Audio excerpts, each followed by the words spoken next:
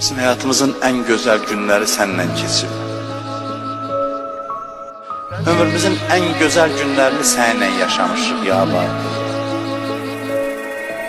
Seninle geçti en güzel ayım ilim. Bir ömrü can Hüseyin Hüseyin dedi dilim.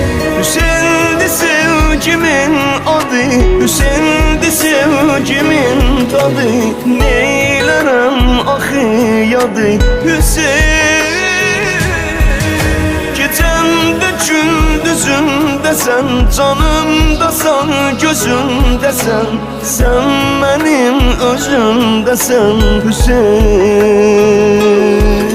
Sen ey uşaqlığımın Hüseyni, sana göre alem eyni.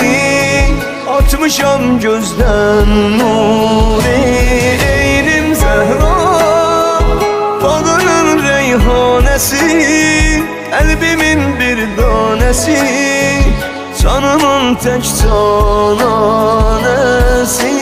Hüseyin. Xoş halımıza ki illər keçir, saçımız, saqqalımız ağarır, hələ ki Hüseyin qapısındayıq.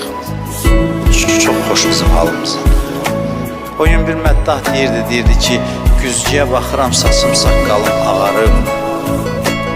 Amma sən uşaqlığımın Hüseynisən və həmin Hüseynsən. O Hüseynsən ki, uşaqlığımda sənin qapıya gəlirdi.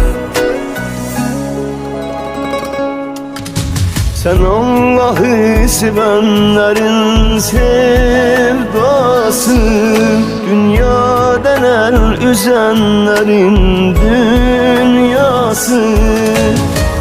Neylerem özge dünyanı, neylerem özge sevdanı, ay ruhumun nigahbanı Hüseyin. Özgeler küllüme testi, mənə bu sevda bəsdi, ürəyim Hüseyin pərəsti Hüseyin. Sən ey uşaqlığımın Hüseyni, sənə görə aləm eyni. Atmışam gözdən nuri, eynim Zəhra, bağının reyhanesi, kalbimin bir tanesi, canımın tek cananesi Hüseyin.